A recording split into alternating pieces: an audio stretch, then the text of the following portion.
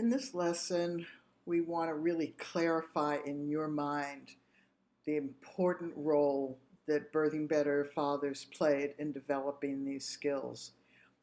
Always keep in mind, and I know that this sounds like it's silly reasoning, but women are in the experience of pregnancy and childbirth, which means that when we're experiencing something, we don't always have a lot of clarity about what's happening. It's a dynamic experience, so we're driven into the experience rather than having a broad view of it. As a man outside it, you're never in it. You're always seeing that bigger picture.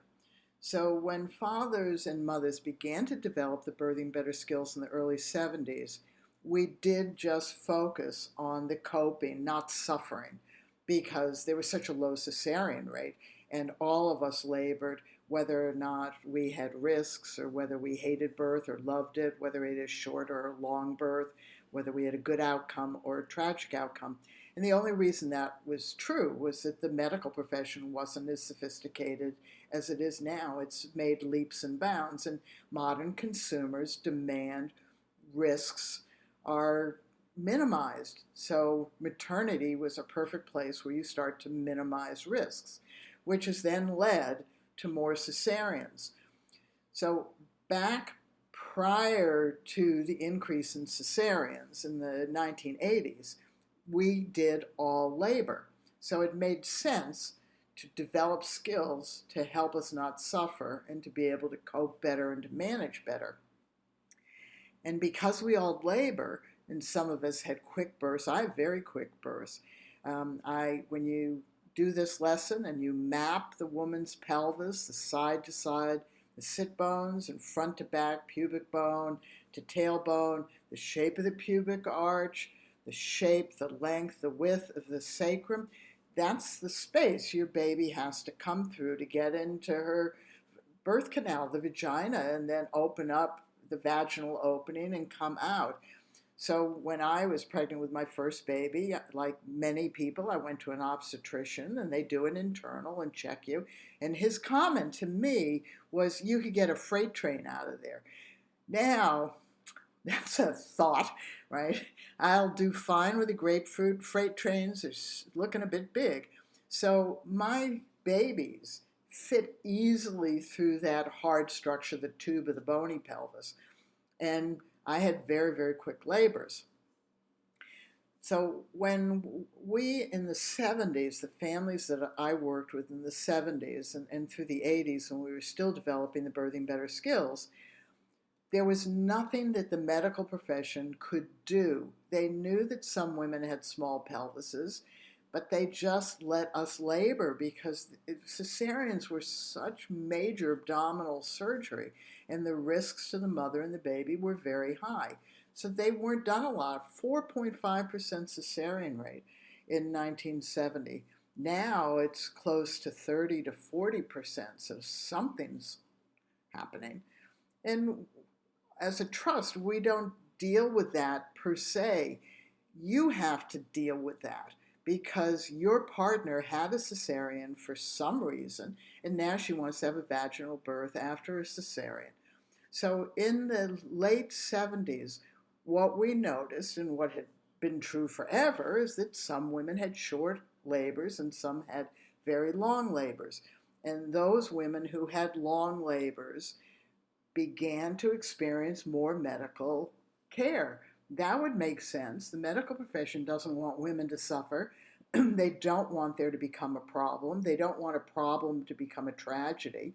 So if you labored for what was considered longer than normal, and that's sort of a subjective thing. So what they were basically saying when I gave birth in 1970 was that the average length of a subsequent vaginal birth is about 12 to 15 hours, and the average length of a first-time birth, and it's not from the beginning, it's from when she begins to dilate at 3 centimeters, is 24 to 36 hours. That's a long time. That's tiring. And women can go much longer than that. That's exhausting. That's exhausting. And so what happened was we started to notice that we coped well, and yet some of us still had these longer labors. And when we as women have a long labor, when the contractions seem to repeating themselves, this is the progression of labor that you're going to learn about. If we don't feel the labor is progressing, as women, we know that that's happening. We may not know it instantaneously, but certainly 3, 4, 5, 6, 7, 8, 9, 10, 11, 12 hours, we know nothing is happening. We feel like we're repeating the same contraction. And as a man outside of this, you're seeing this. You don't know what's happening. The medical profession may be going, well, that's perfectly normal. But it is normal. Normal means anything. It doesn't mean normal, easy. It means anything. So what we started to do in Birthing Better was to think about whether there was anything that we could do that could make labor more efficient and help babies get out. And this is where guys excelled. And it didn't come from us as women. It came from you as men, seeing what we were doing from the outside and listening to what doctors are saying. The baby's stuck. That's, the labor's not progressing.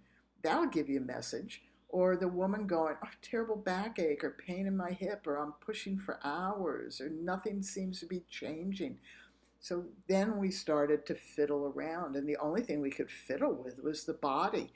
We can't change anything in the system. We can't change anything, really, except our own body and our own behavior. So what guys did was just get practical. Okay, there's a container, the woman's body, there's an object in the container, the object grows, the object gets bigger, the object has to come out of the container. So if the object's having trouble getting out of the container, does it have something to do with the object or something to have to do with the container? And so the guys just figured out, well, let's work on the container. We can't work on the object. The object's inside. So this is where all the body skills, and this is the lesson on the body skills. So when you learn these skills, it is because men like you took time with me and their female partners to figure this out. We didn't do this in a group think. We did it one birth at a time, a little at a time, and people asked me to hold on to the skills, and then I put them together the best that I could. So you're getting the best that I could do many years ago. But I am telling you what men told me and what women told me, what we learned together. And we don't know about our bodies very well when it comes to pregnancy and childbirth. We're ruled by a truth. There's no way to know what your birth's going to be like. We're ruled then by an untruth, which is therefore there's nothing you can do to prepare for it. That's hogwash. We know you can prepare for it. We know you can prepare the birthing body. So in this lesson, don't do these skills on your partner first. Please have her do them on you, as is in the videos. Yes, the videos were done many, many, many, many years ago. The clothes people are wearing changes, our bodies do not change. When you feel these skills being done on your body, you will immediately understand why men develop these and how to help your partner. As we say in the progression lesson, women don't always like dealing with progressive labors because it hurts more. And if they lack skills to cope, they're not going to like it. And that will lead to more care in the medical profession as well, because the medical profession is dealing with what we're all dealing with, the suffering. They reduce that with epidurals or pain reliefs or cesareans to get the birth over with, or risks that become problems, and problems that might become tragedies. Your job as a human being, as a man, as a partner, and as a father is to help this woman get this big object out of her body with as little trauma as possible to either the baby or the mother. That's your job. And that's going to always be your job. It's her job too. She just doesn't know how to do it very well instinctively, because women get pregnant, but we do not know how to birth. And we really don't understand how this baby moves through our body or fits through our body just by instinct. So when you learn the Birthing Better skills, you'll realize why we focused on very pragmatic, practical skills. Will you know when to use these skills in labor? Yes, because you will learn about the progression of labor. She'll tell you whether the labor seems to be hung up. You're more sensitive to it now, and you're more likely to help her open her body if necessary. If you do need to use any of these skills, do one of them and then get her upright if possible and wait for 3 contractions to see whether labor changes. And you will know if labor changes. She'll know the contractions will be more defined. They may be more intense. They may be closer together or longer. So you will know. We can't tell you beforehand what you're going to see, but nobody misses this when they're in the experience. Honestly, when it's unfolding, it becomes fairly clear at that time.